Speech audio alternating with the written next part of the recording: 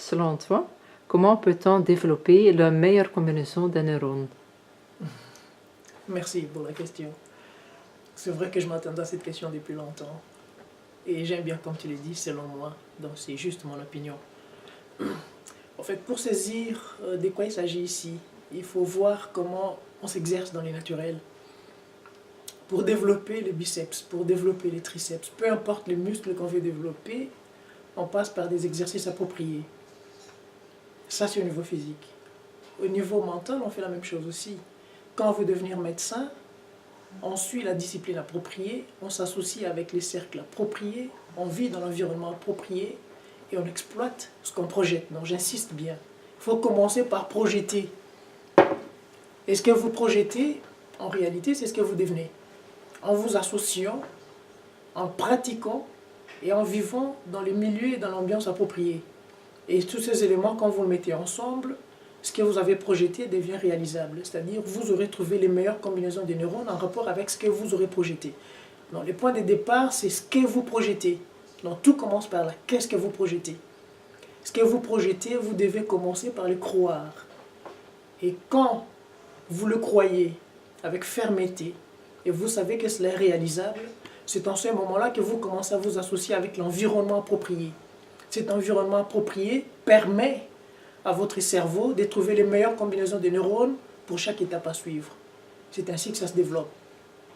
Maintenant, vous allez le voir, par exemple, un ordinateur qui a travaillé pendant longtemps, il est bourré, il est surchargé, il arrivera à ses limites à un certain moment. Mais il faut savoir comment formater, comment enlever les éléments qui ne sont pas nécessaires pour savoir réimplanter un nouveau système ou de nouveaux programmes. C'est dans le même sens.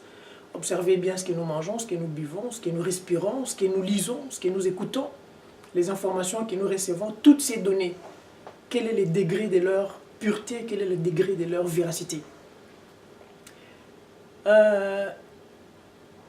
Pour contourner un peu cette question, pour en arriver à un élément qui puisse aider, il y a une expérience qui a été faite aux États-Unis.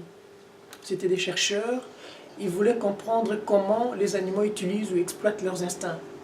Ils ont pris une famille de canards, ils les ont gardés dans un laboratoire, dans un immeuble climatisé.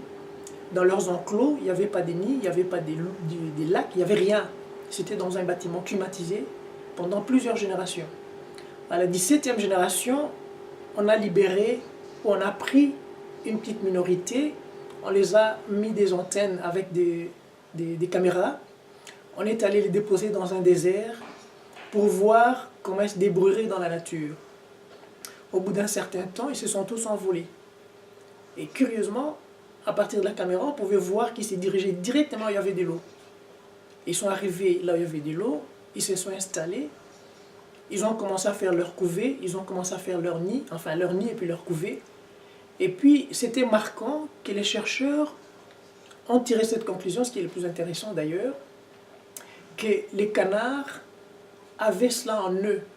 Tout ce qui leur était nécessaire, c'était de trouver les éléments et les conditions naturelles pour permettre à leur cerveau de s'exploiter comme il se doit.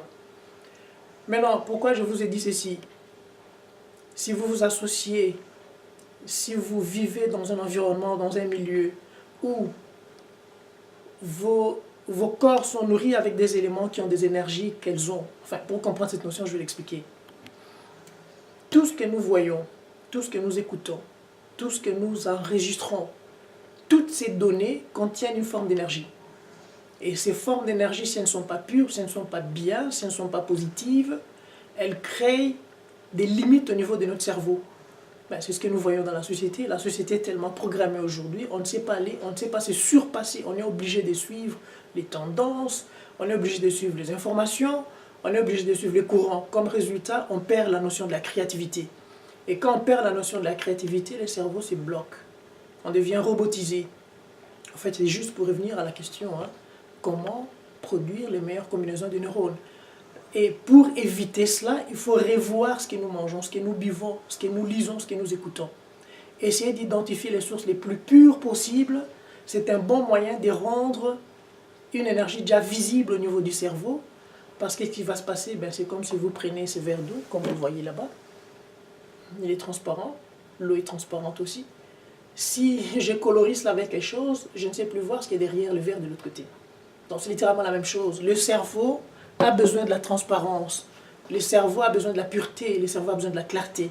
Et tout ceci s'est produit à partir de ce que nous avons comme données. Plus nous avons ce que nous écoutons, ce que nous mangeons et buvons et tout, nous les purifions au mieux que nous pouvons. L'énergie qui sera accumulée dans notre cerveau, ça sera une énergie positive, ou plutôt une énergie pure. Et en ce moment-là, le cerveau sera à mesure de trouver les meilleures combinaisons des neurones d'une façon naturelle, comme les canards ont trouvé les éléments nécessaires à leur survie. C'était cela mon opinion.